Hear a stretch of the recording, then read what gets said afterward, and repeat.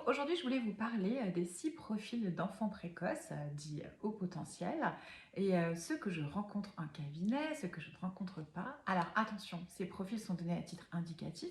Évidemment, un enfant ne va pas cocher toutes les cases de la précocité, il peut en avoir d'autres, il peut appartenir à plusieurs profils, bref, là c'est juste à titre d'indication. Donc le premier profil que je ne vois pas souvent au cabinet, c'est un profil d'enfant qui travaille bien, qui n'a pas de problème, qui est premier de sa classe, qui aime aller à l'école, les devoirs ne sont pas un souci, peut-être un peu perfectionniste, peut-être un peu dans la compète, mais rien de bien grave. Le deuxième élève que je vois souvent en cabinet, celui-là, c'est l'élève provocateur.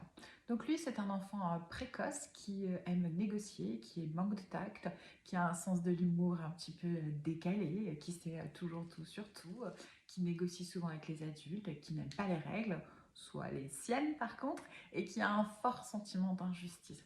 Celui-là, il est aussi bien stigmatisé par l'école parce qu'il maîtrise mal ses émotions. Il a de grosses colères ou de grosses joies.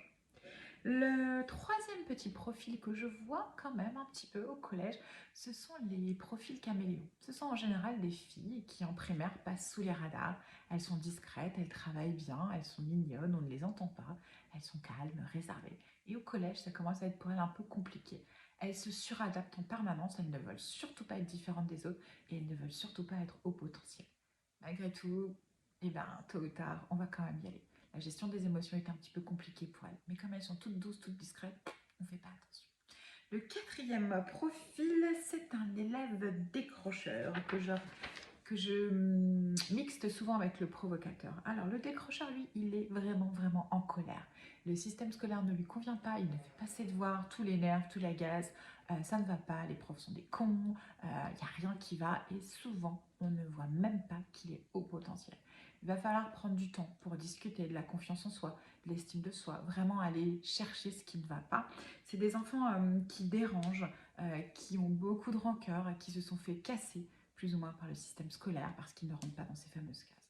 Donc eux, quand je les ai, tempête et fiesta.